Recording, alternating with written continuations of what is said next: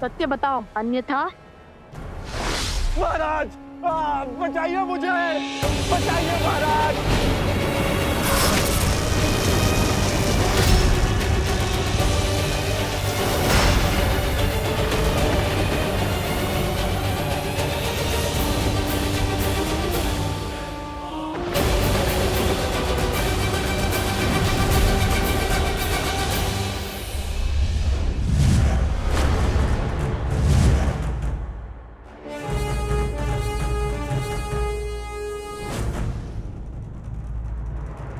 तुम्हारा संदेह उचित था, ये कोई छली ही था।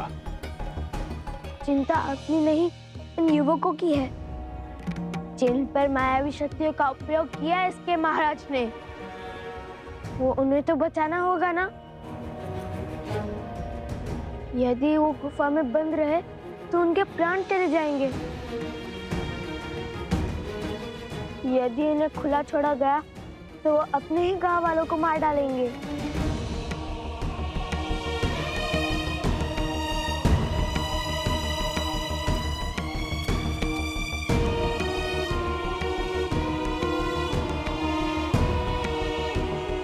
हम जाएंगे इस गुफा के भीतर। नहीं, भीतर संकट है, तुम दोनों के प्राण भी जा सकते हैं। तो क्या हुआ ऋषिवर, यदि पिता के राम राज्य की कल्पना को सार्थक करने के लिए पुत्रों के प्राण भी चले जाएं, तो भी अंतर नहीं पड़ेगा। हम अपने माता पिता का मान को भी झुकने नहीं देंगे।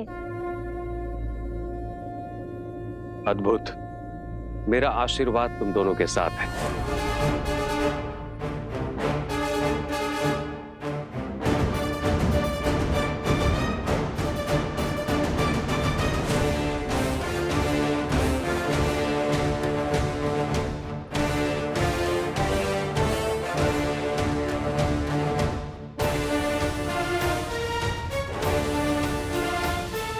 रोकिए ही नहीं, ये अबोध बालक है, कैसे लड़ पाएंगे उन राक्षसों से। निश्चिंत रहिए, ये कोई साधारण बालक नहीं, हर असंभव को संभव करने वाले लौह कुश हैं।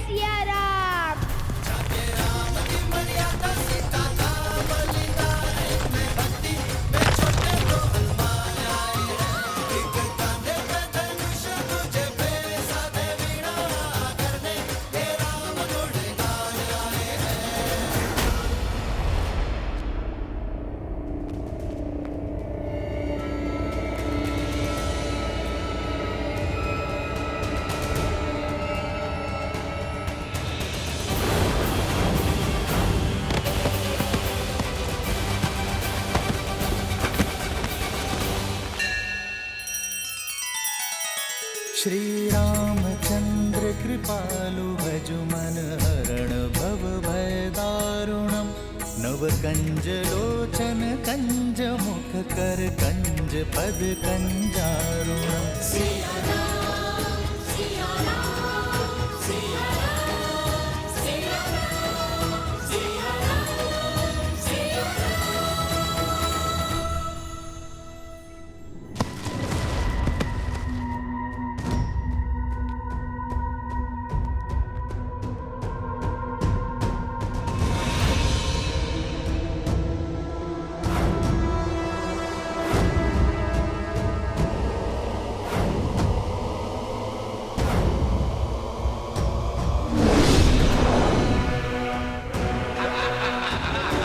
भैया, इन्होंने तो हमें हर ओर से घेर लिया।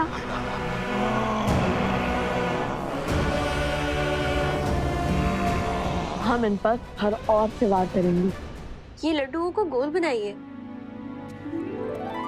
उर्मिला, तुमने कह तो दिया कि नवकुश के लिए स्वादिष्ट भोजन तुम स्वयं बनाओगी, किंतु वो आएंगे भी तो रहेंगे तो ऋषि कुमारों के भांति। भोजन में सबके साथ बैठ के पंगत में ही करेंगे। अर्थात अयोध्या में पधारे सभी ऋषियों के लिए भोजन तुम स्वयं बनाओगी? क्यों नहीं। जो सीता और राम के मिलन के लिए पूरे रघुकुल और वानर सेना से भिड़ गए, वो कितने असाधारण होंगे। जिनकी प्रतीक्षा साक्षात श्री राम को है, वो कितने महत्वपूर्ण होंगे। उनके आव भगत में कोई कमी नहीं आनी चाहिए। इतनी प्रतीक्षा तो पितामह ने हमारी भी नहीं की। पुष्कर, मेरे पुत्र।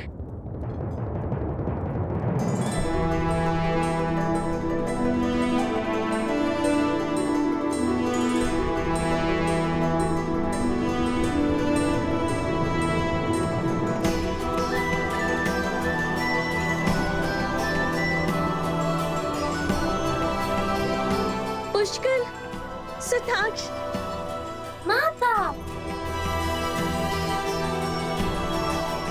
प्रणाम माता। लगता है मांडवी के दोनों पुत्र अपने संस्कार गुरुकुल में बिसराए, भूल गए कि पहले चरण छुए जाते हैं।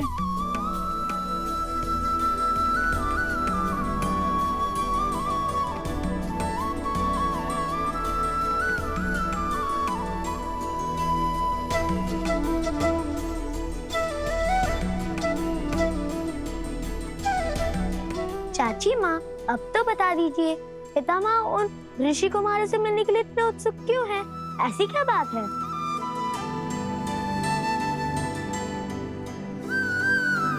कुछ ना कुछ तो विशेष है उनमें, जो तीनों लोगों के राजा स्वयं उनसे मिलना चाहते हैं। सूर्यवंश भी उनके तेज से प्रभावित है।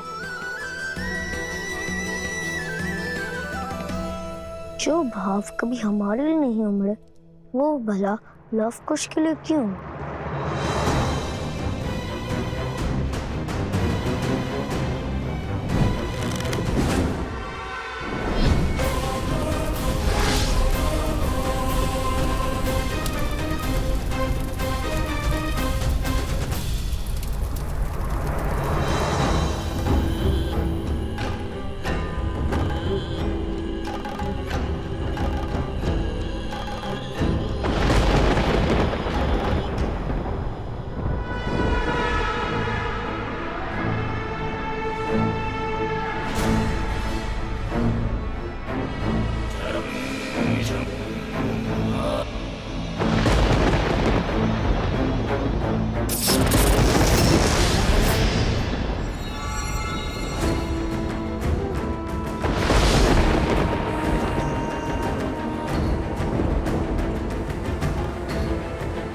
यही से आरंभ होगा उनके अंत का अध्याय।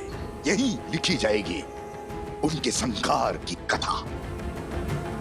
आज उनका धर्म भी उन्हें नहीं बचा पाएगा। मेरे अस्त्र लो और कर दो लव कुश का अंत।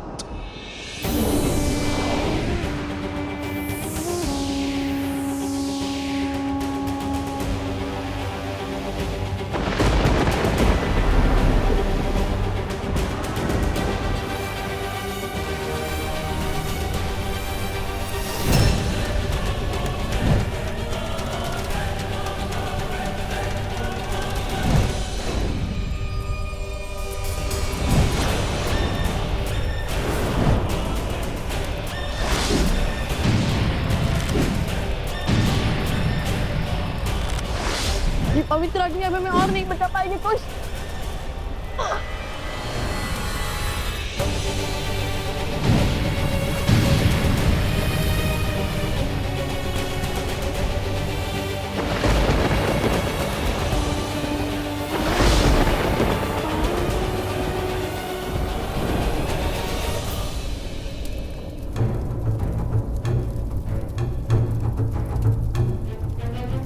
भैया, ये कैसी माया है? अभी तो निहत्थे थे, अकस्मात इनके हाथों में इतने अस्त्र कहां से आ गए? कोई तो है जो इन्हें नियंत्रित कर रहा है।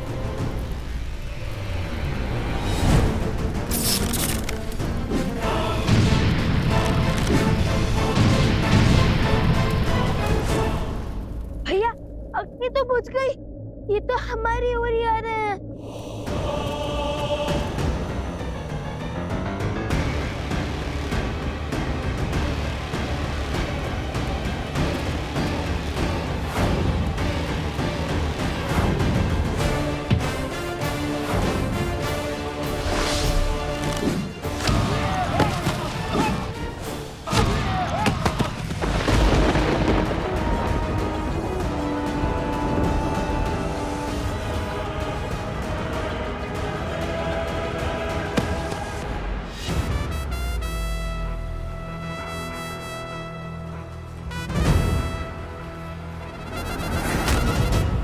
भैया पीछे देखिए।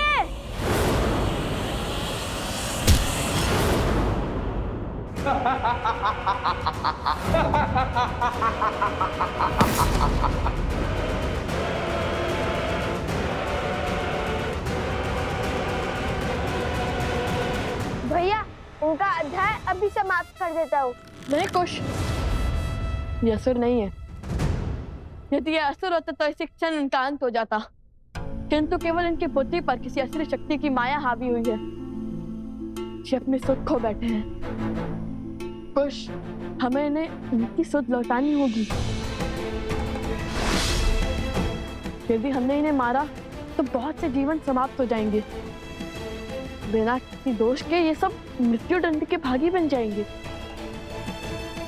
भैया तब तक कहिए हमें ही ना मार गिराए।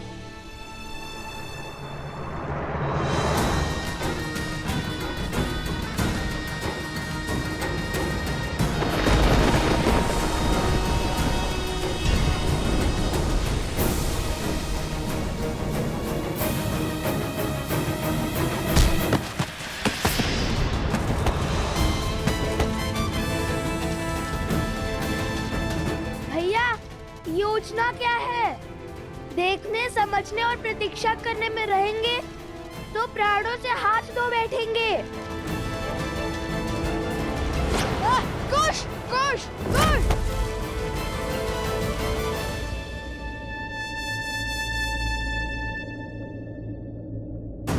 कुश,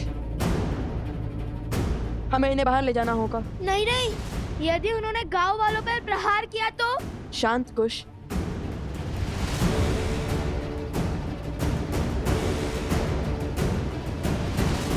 समझ गया। जय सिया राम। जय सिया राम।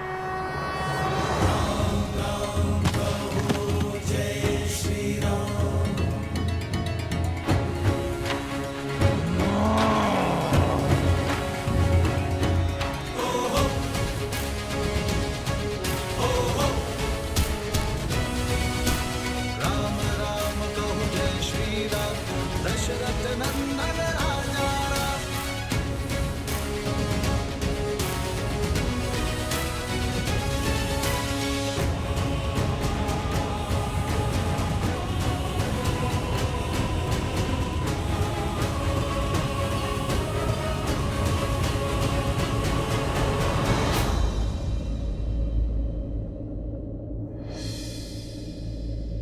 जय बजरंगबली।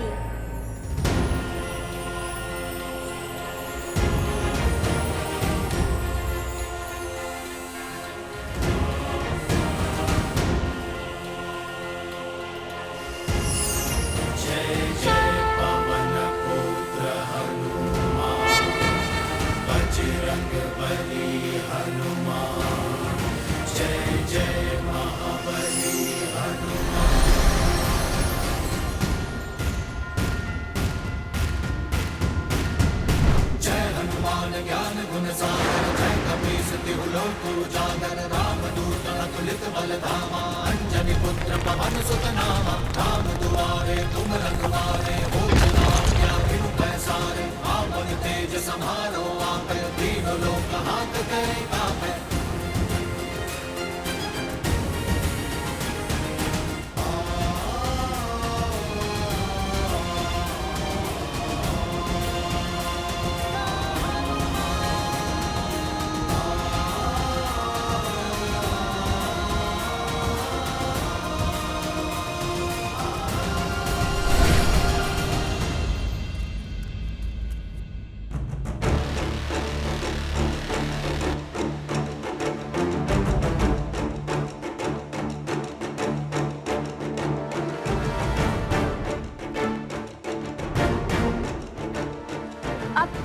पीछे हट जाइए।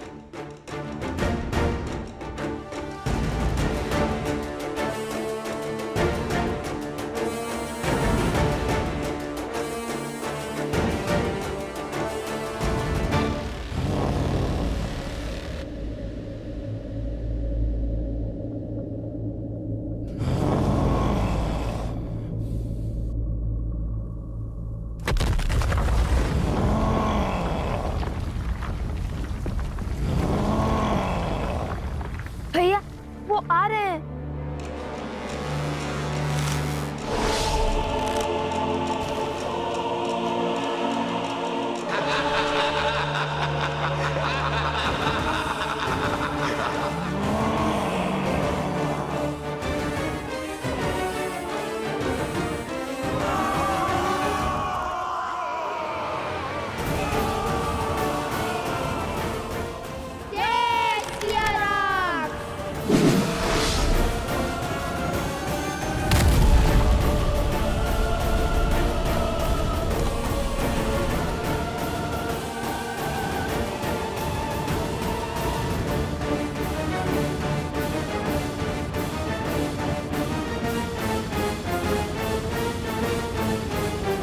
अब वो बाहर नहीं निकल पाएंगे। नहीं कुछ कार्य अभी शेष है, हमें इन्हें सुध में लाना होगा। कार्य का दूसरा पड़ाव याद है ना तुम्हें? अरे जिसके लिए इन्हें यहाँ लाए हैं वो कार्य। हाँ हाँ भैया वो स्मरण है।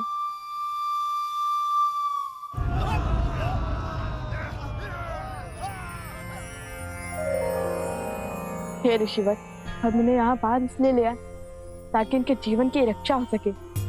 ये किसी असुरी शक्ति की माया के जकड़ में है और ये अपवित्रता के दलदल में है, जिसे केवल पवित्रता का सागर ही उभार सकता है। शुद्धता ही इनकी सुध लौटा सकती है गुरुवर। बोलो, मैं तुम्हारी क्या सहायता कर सकता हूँ?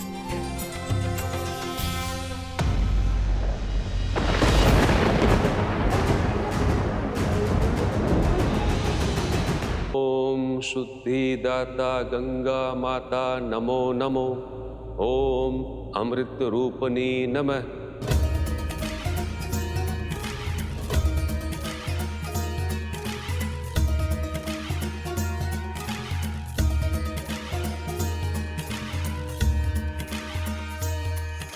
जय जय भगीरथ नंदिनी मुनि जय चकोर चंदिनी नर नार विबुध बंदिनी जय जहनुमालिका विष्णु पद सरोज जासी शीस पर विभासी विपत दासी पुनरुरासी पाप छालिका विमल विपुल बहसी बारी शीतल ताप हारी अमर भय विभंग कर तरंग मालिका जन दूज पहाड़ शोभित शशि धवल धारी अंजन भव भार भक्ति कल्पतालिका धनज तट काशी विहंग जल थल चर पशु पतंग कीट जल तापस सब सरिस बालिका। जय मां गंगे। हे माता, इन्हें पवित्र कीजिए, इनकी अशुद्धता को दूर कीजिए।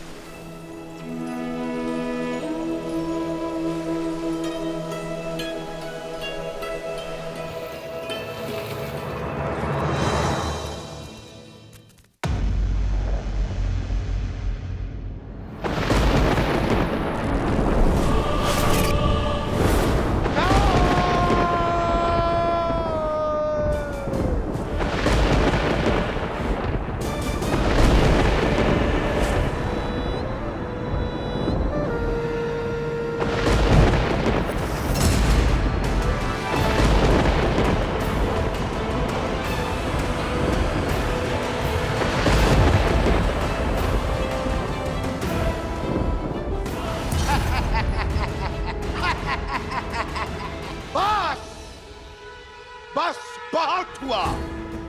अब मैं करूंगा लव कुश से युद्ध। छुप छुप कर प्रहार का समय गया। अब जो होगा आंखों के सामने होगा।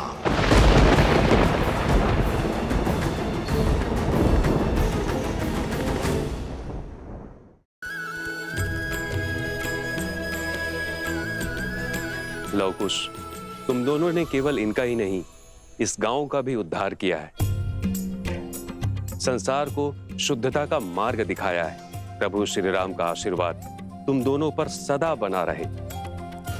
जय श्री राम। जय श्री राम।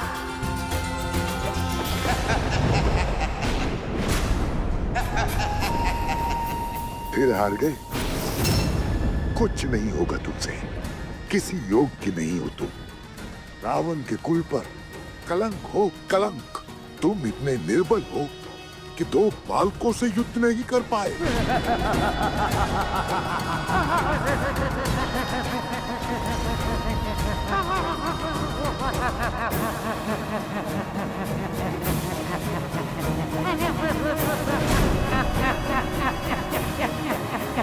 बस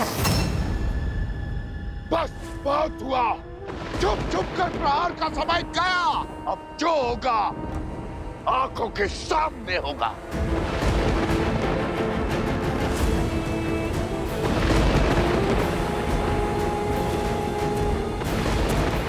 रोकिए इन्हें। क्रोध में मनुष्य सदैव अनुचित कार्य करता है।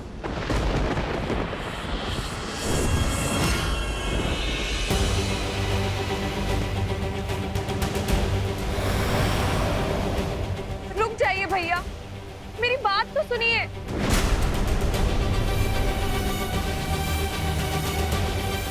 नहीं, मत छुड़ो इसकी। अपनी नाक तो कटवा ली। अब तुम्हारा अपमान करने चली है ये। रावण की मृत्यु का कारण भी तो यही है। राक्षस कुल के अंत का कारण ये है। हाँ, मत सुनो इसकी, मत सुनो इसकी, मत सुनो इसकी, मत सुनो, मत सुनो इसकी, मत सुनो इसकी, मत सुनो इसकी, मत सुनो इसकी, मत सुनो।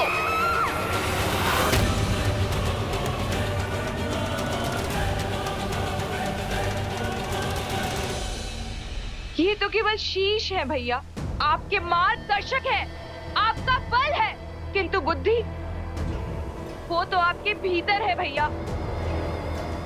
उन्हें अपने मस्तिष्क को नियंत्रित मत करने दीजिए। लव कुश को युद्ध के लिए ललकार कर हराना असंभव है भैया। उन्हें देवताओं का आशीर्वाद प्राप्त है। एक योजना सफल नहीं हुई तो क्या हुआ? यदि 100 योजनाएं भी सफल नहीं हुई तो भी क्या हुआ? हम अथक प्रयास करेंगे भैया। भैया, मुझे एक और प्रयास करने का अवसर दीजिए। छल और कपट के बिना लव कुश को हराना संभव नहीं है भैया।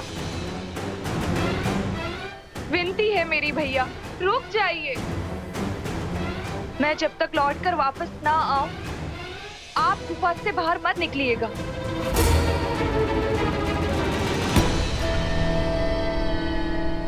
आज फिर तुम्हारी बात मान लेता हूं, किंतु स्मरण रहे ये अंतिम बार है।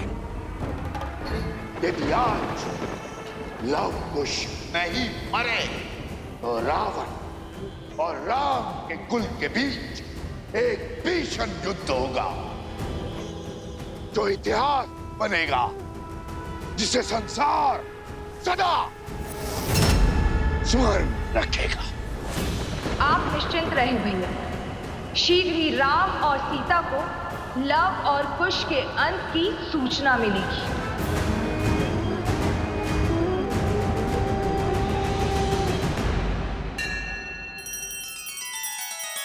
श्री रामचंद्र कृपालु भजु मन हरण भव भय दारुणम। नव कंज लोचन कंज मुख कर कंज पद कंजारुणम।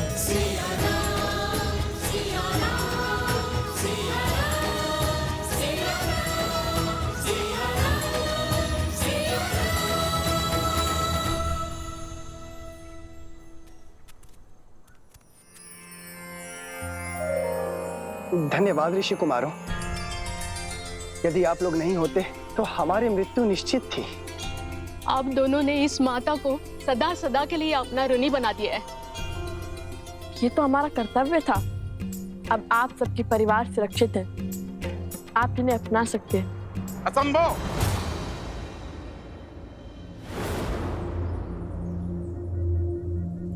ये गांव के भीतर नहीं जाएंगे। क्यों?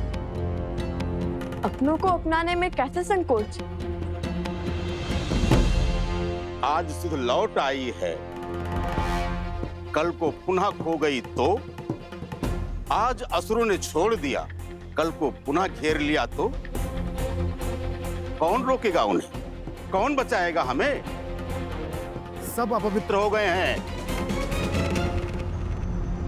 ऋषि भारद्वाज के मंत्रों और माता गंगा के जल के बल से ये पावन हो चुके हैं। आपको चिंता करने की आवश्यकता नहीं है।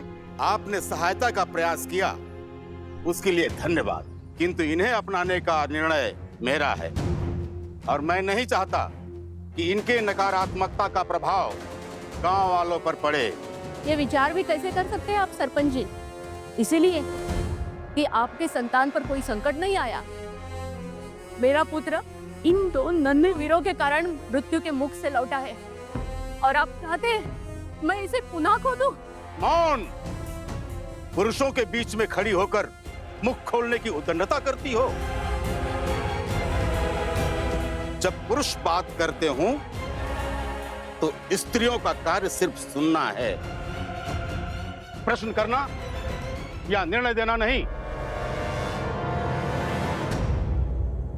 अद्भुत, अद्भुत सरपंच जी, अद्भुत। कदाचित इन्हीं उच्च विचारों पर श्री राम अपनी राम राज्य की नींव स्थापित करना चाहते हैं। मैं तो वो क्या? यही है ना राम राज्य की कल्पना। स्त्रियों के स्वर को दबाना।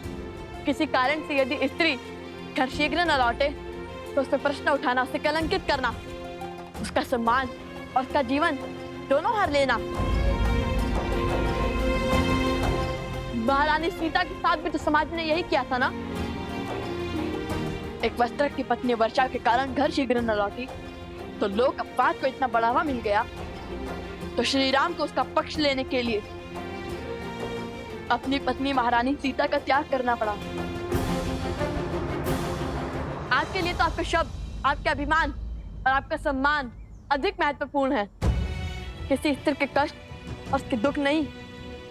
आज अपने उसी सोच, उसी परंपरा के कारण एक माता को अपने पुत्र से भिन्न करना चाहते हैं आप। एक पत्नी को अपने पति से दूर करना चाहते हैं आप। संसार का सबसे बड़ा पाप करना चाहते हैं। क्यों?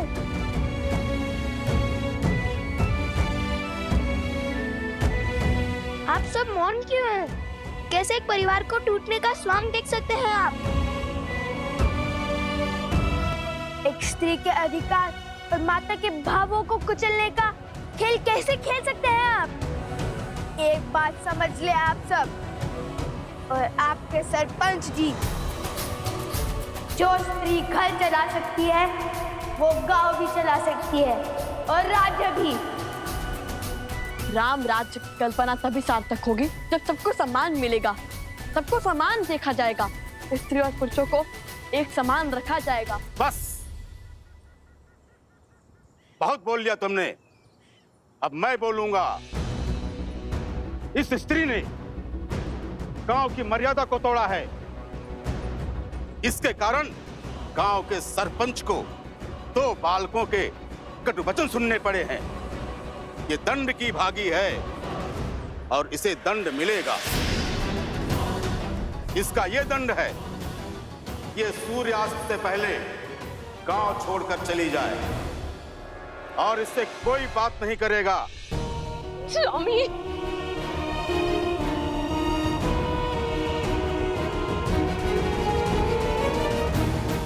चलो। ये कैसा अनर्थ कर रहे हैं आप? ये उचित नहीं है, रुकिए। कुछ युवकों के शरीर में असुरी शक्ति का वास तो था ही, किंतु इनके मन में भी असुरी शक्ति का वास है। अब इसे कैसे समझाए? कैसे इन्हें न्याय और प्रगति के मार्ग पर लाए।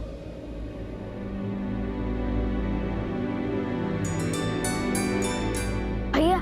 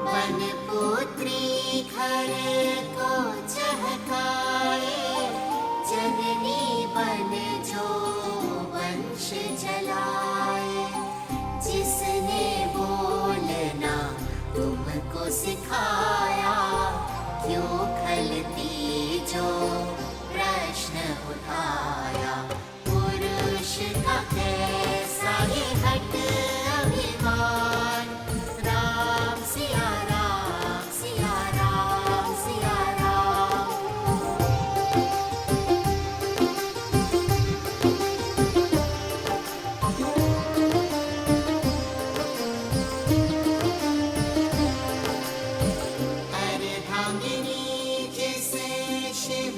बताया देवों ने भी शीश नवाया, हर नर की शक्ति वो नारी, पुरुष के सम जीवन अधिकारी, उसके नयन से जल जो बरसे, सृष्टि सुख सामर्थ्य को तरसे, कर खंडित उस नारी का मान, अधिकार नहीं भजना श्री राम, नारी का मान चाहे सिया राम, राम सिया राम सिया राम सिया राम, राम सिया राम सिया राम सिया राम। सरपंच जी, ये मान सम्मान और ये पद हमने आपको दिया है ताकि आप हमारा भला कर सकें, ना कि हमारे घर की स्त्रियों को अकारण दंड दें। सरपंच जी ने अन्याय किया है। ऋषि कुमारों की बात उचित है। जहां स्त्रियों का सम्मान न हो, उनकी भलाई की चिंता न हो, वो समाज कभी आगे नहीं बढ़ सकता। हम इस सरपंच को नहीं मानेंगे। अब जिस स्त्री ने अपने अधिकार और सम्मान के लिए ध्वनि उठाई है, वो हमारी नई सरपंच होगी। हाँ, यही है हमारी सरपंच, यही है हमारी सरपंच। हाँ, यही है हमारी सरपंच, यही हमारी सरपंच। ऋषि कुमारों, आपके कारण हमारी सोच से अधर्म और अन्याय का आवरण हटा। कृपया कर हमारी नई सरपंच का अभिषेक करें। हाँ, आप ही अभिषेक करें। हाँ, आप ही अभिषेक करें। अद्भुत पुत्रों, अयोध्या पहुंचने से पहले ही राम राज्य की कल्पना को सार्थक कर दिया। आयुष्मान भव। जय श्री राम, जय श्री राम, जय श्री राम।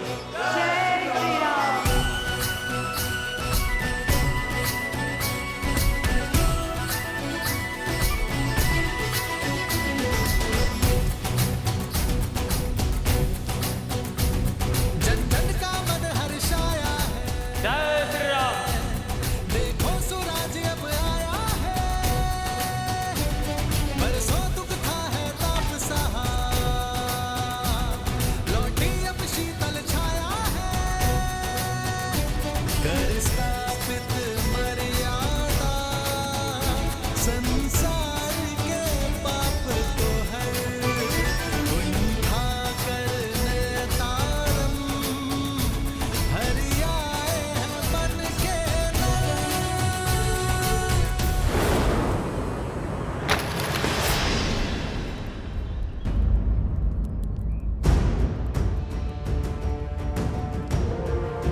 लवकुश,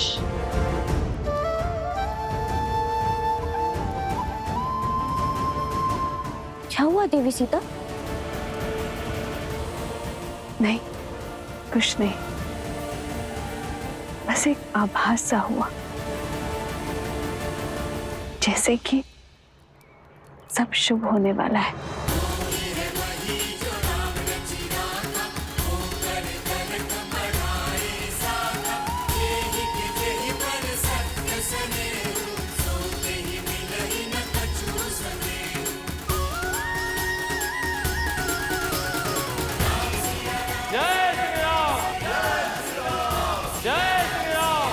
जय श्री राम।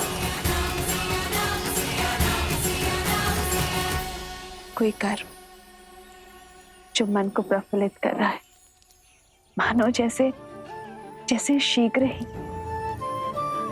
सब शुभ हो जाएगा।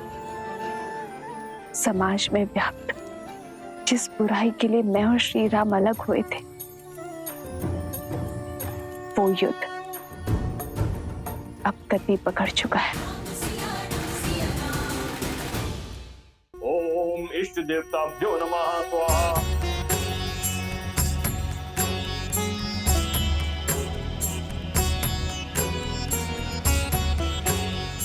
भैया,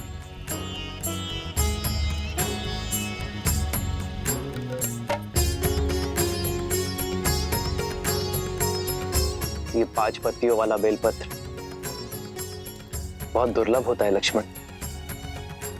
कभी कभी प्राप्त होता है और वो भी सहयोग से, और आज ऐसे ही किसी शुभ सहयोग से मेरा मन प्रफुल्लित हो रहा है लक्ष्मण।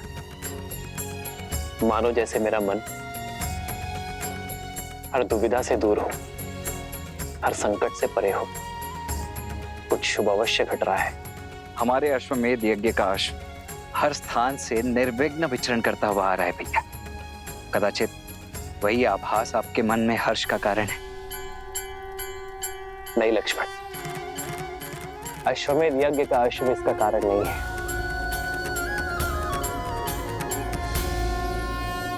बल के 2 प्रकार होते हैं। एक वो जहां हम विरोधी को गिराकर उसे हराकर स्वयं को शक्तिशाली सिद्ध करते हैं, और दूसरा वो जहां हम अनुचित सोच को गिराते हैं, कुविचारों को हराते हैं।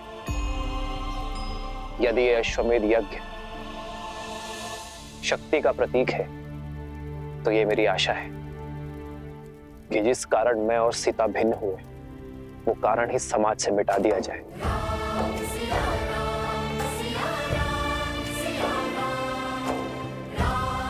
समाज में स्त्री को समान अधिकार मिले। जब जब कोई स्त्री पर लांछन लगे, तब तब उसका पति उसके साथ खड़ा रहे। उसे किसी राजा या किसी न्याय के पास जाने की आवश्यकता ही ना पड़े।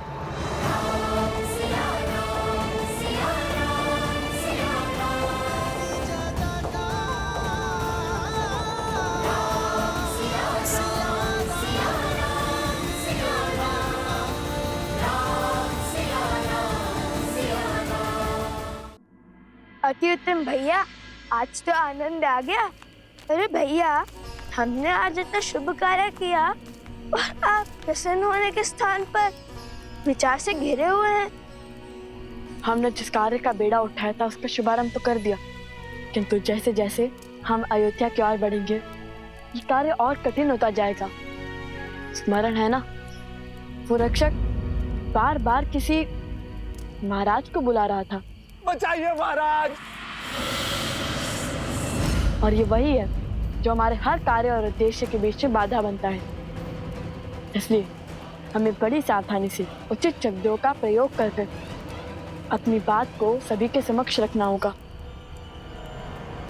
श्री राम के राम राज्य की कल्पना को हम इसलिए सार्थक नहीं करना चाहते ताकि हम अपने माता पिता को वापस पा सके, अपितु इसलिए कि हमारी माता ने जो लांछन का विषैला खूब पिया है, वो संसार के लिए उदाहरण बने। जब जब किसी स्त्री पर प्रश्न उठे तो समाज उस स्त्री के पक्ष में ही उत्तर दे। उचित कहा भैया, हम अपने कर्तव्य का निर्वहन करेंगे। शीघ्र ही अयोध्या पहुंचकर प्रजावासियों की दूषित सोच को पवित्र करेंगे।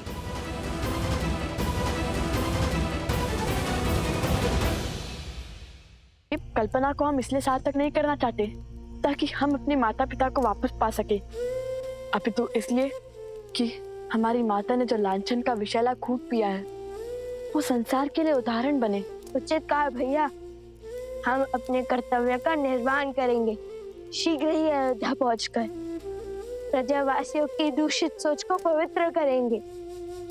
पुत्रों, अंधेरा हो चुका है, आज रात्रि हमें यहीं रुकना होगा।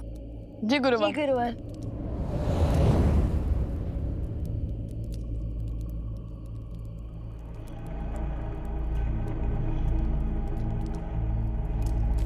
भैया, भोजन बनाने के लिए लकड़ियां लाने का आदेश दिया है गुरुवर ने, किंतु यहाँ तो सारी लकड़ियां गीली है। देखिए भैया।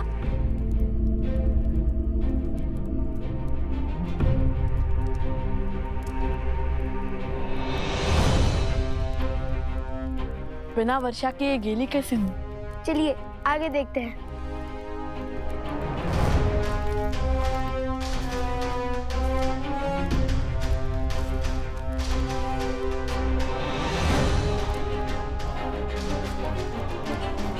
भैया, ये भी गिरा है।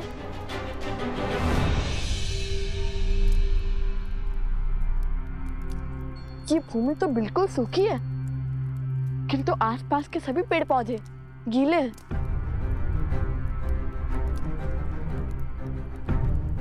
ये कैसे संभव है? ये कैसी वर्षा है?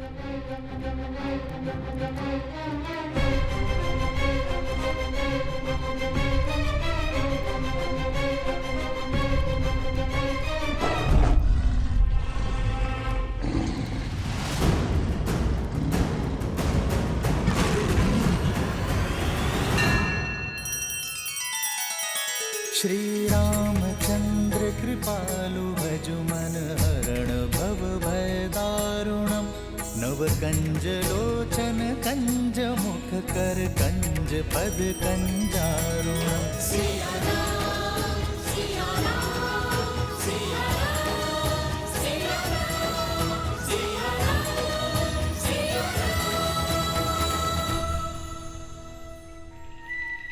सावधान कुश, ये अवश्य ही कोई माया है।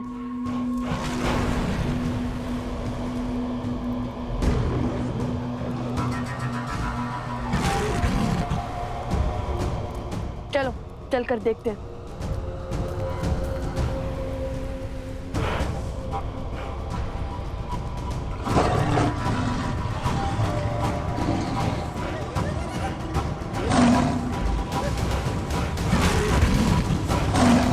मारे गए।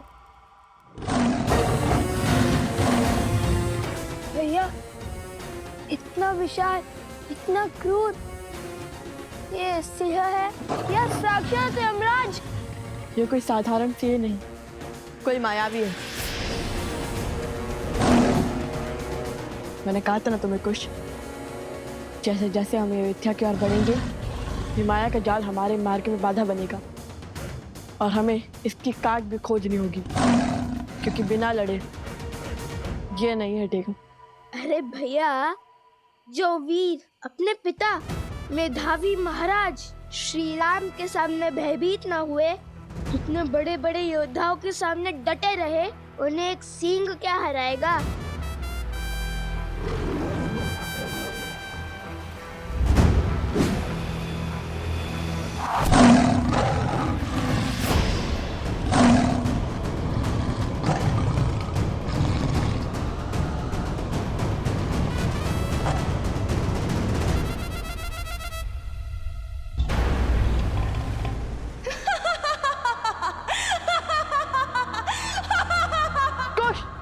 ये ध्वनि कहाँ से आ रही है?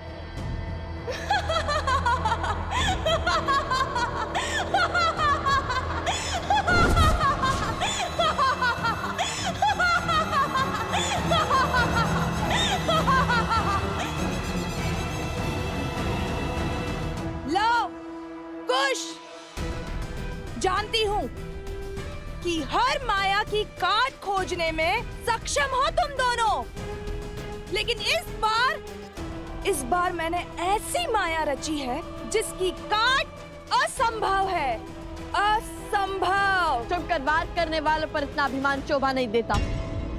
बताओ कौन है तुम, क्यों आई हो, अपना परिचय दो, क्यों हमारे मार्ग में बाधा बन रही हो, सामने आओ।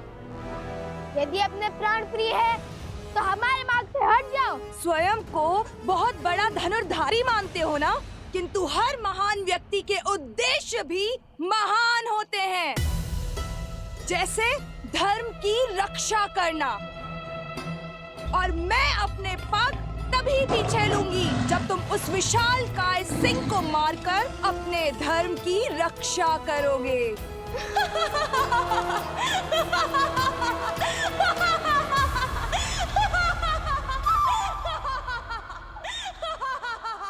भैया, यहाँ पे तो बहुत सारे मार्ग हैं। हम तुम्हारी संतुष्टि के लिए इस सिंह के मुंह में क्यों जाएं? खड़े रहो यहीं। भैया, हम किसी और मार्ग से चले जाते हैं। चलिए भैया। अरे, इतने बड़े शूरवीर होकर इतने से सिंह से भयभीत हो गए। तनिक समीप जाओ और देखो दांव पर क्या लगा है।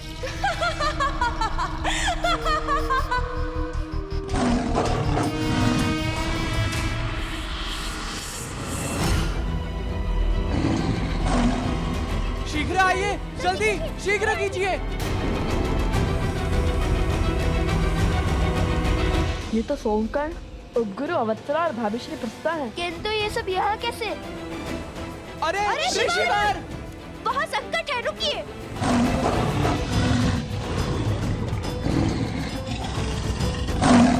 नहीं, रुको।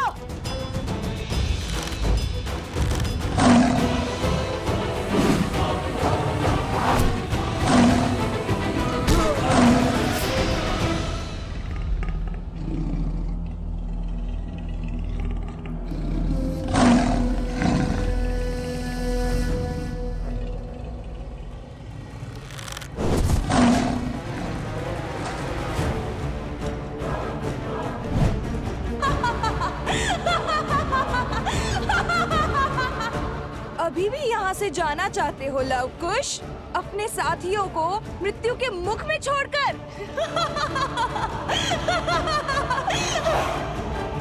चलो कुश।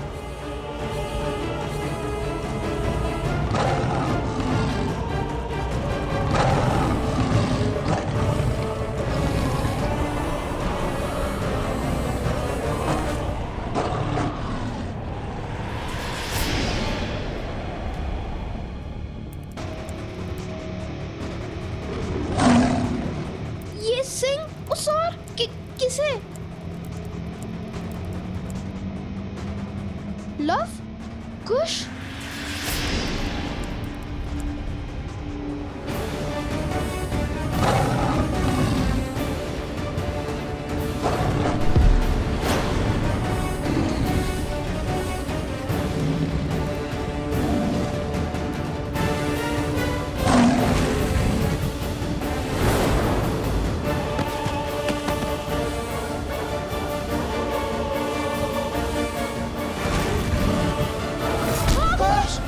कुश!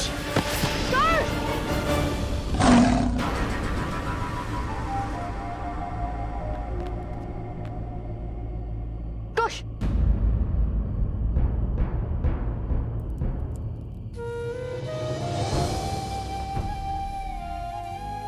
कुछ नहीं हुआ भैया, ये तो केवल एक खरोच है।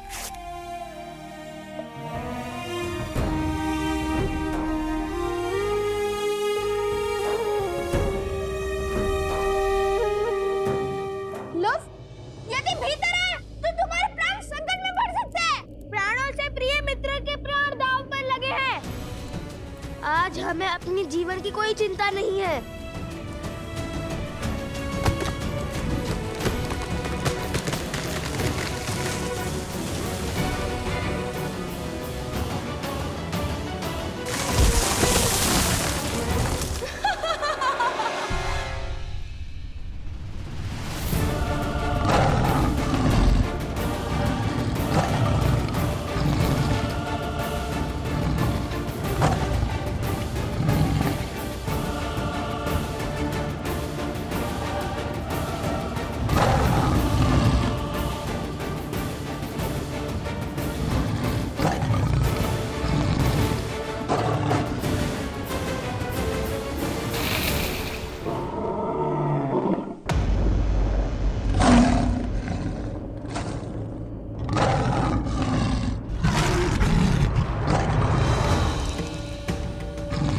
मार्ग से हटो मायावी पशु।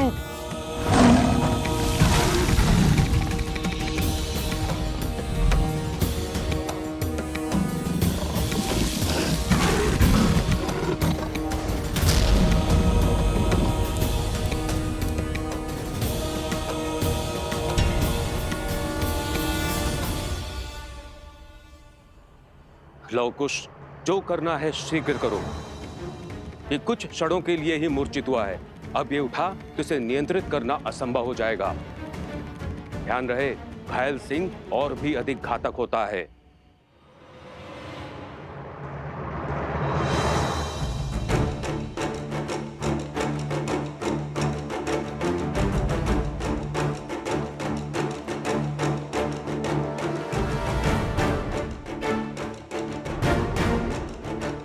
इसने तो पूरा मार्ग ही अवरोध कर दिया है, हमें इसके ऊपर से जाना होगा।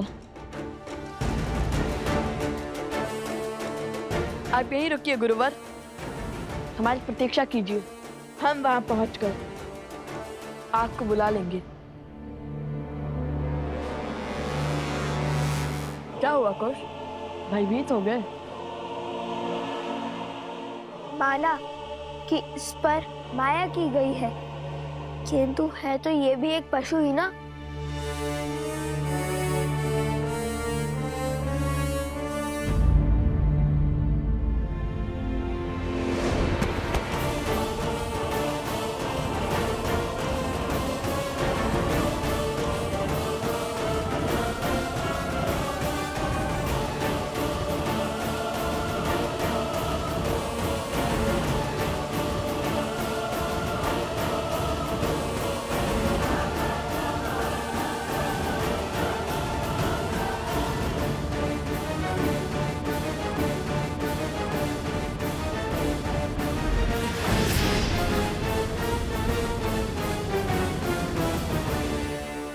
कहाँ रह गए कोश? अरे सिंह का शरीर है, अयोध्या का उपवर नहीं, वे सरलता से आगे बढ़ा जाए और ये सांसें इतनी तीव्र ले रहा है कि लगता है कि भूकंप आ रहा है।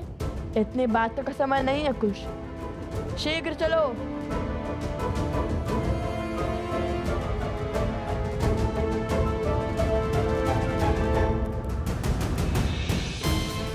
वो देखो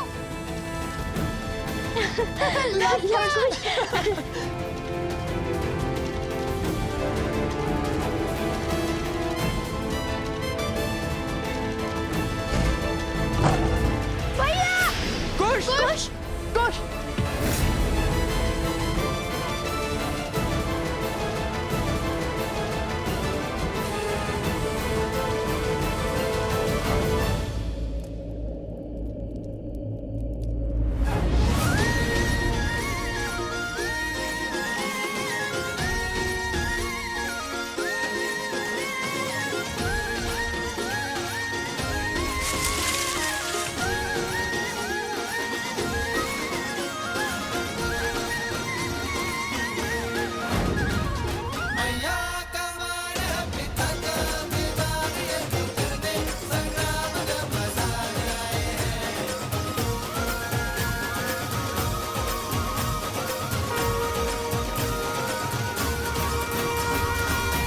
आज तक यहाँ क्यों आए हैं?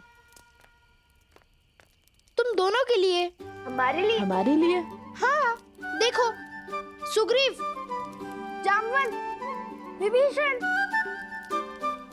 तुमने ही तो कहा था ना कि तुम रामायण का मंचन करोगे, तो उसी उद्देश्य से कुछ विद्यार्थियों को यहाँ जोड़ने चले आए। सभी राम कथा सुनने के लिए इतने उत्सुक थे, तो हम इन्हें लेकर आ गए, किंतु हमें क्या पता था यहाँ इतना भयानक सिंह होगा। शांत हो जाओ सोम, ये सिंह हमारा कुछ नहीं कर पाएगा। सिंह के संकट से कौन रो रहा है? मन तो इसलिए रो रहा क्योंकि अब तुम फिर से यही कहोगे कि जहाँ मैं होता हूँ वहाँ समस्या अपने आप आ जाती है।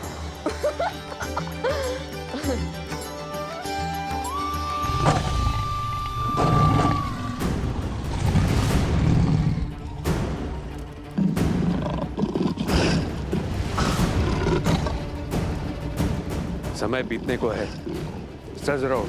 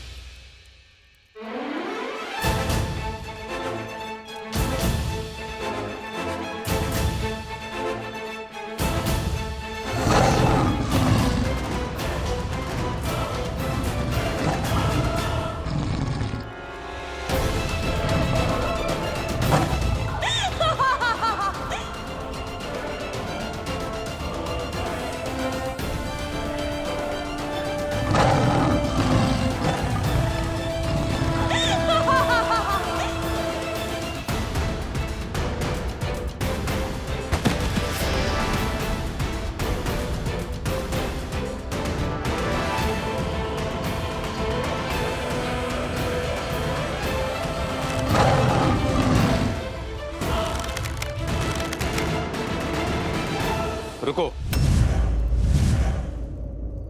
प्रहार से पहले सत्य का पता लगाना आवश्यक है, क्योंकि इतने विशालकाय सिंह का इस संसार में होना असंभव है, क्योंकि इसके पीछे अवश्य कोई माया छुपी है। आपका संदेह उचित है। इसके पीछे से किसी स्त्री की ध्वनि आ रही है, और ये माया भी उसी स्त्री ने रची है। तो उस मायावी स्त्री से लड़ने की योजना है।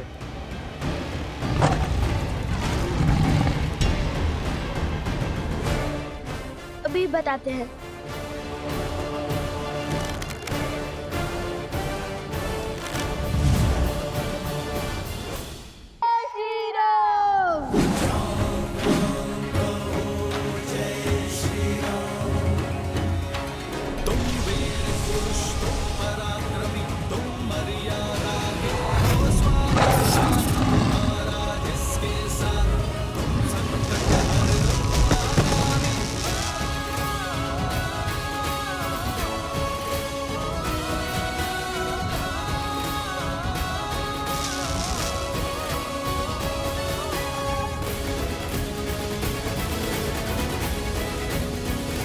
हमने इसको एक ऐसे बंधन में बांध दिया है जो एक पहर तक नहीं टूटेगा।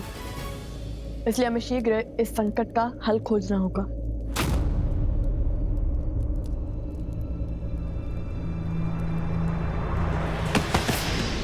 कुश! कुश, क्या हुआ? कुश उठो! कुश उठो! कुश उठो! उठो कुश! कुश, क्या हुआ तुम्हें? बता मुझे। कुश उठो!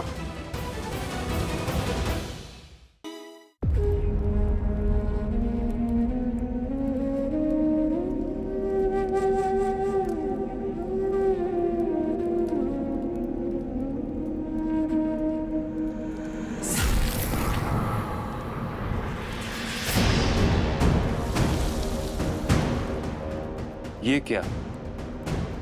शेर के पंजे से। ये अवश्य कोई मायावी शक्ति है और उसका विष कुश के शरीर को पीड़ा दे रहा है। यदि इसका शीघ्र उपचार नहीं हुआ तो कुश का प्राण संकट में पड़ सकता है।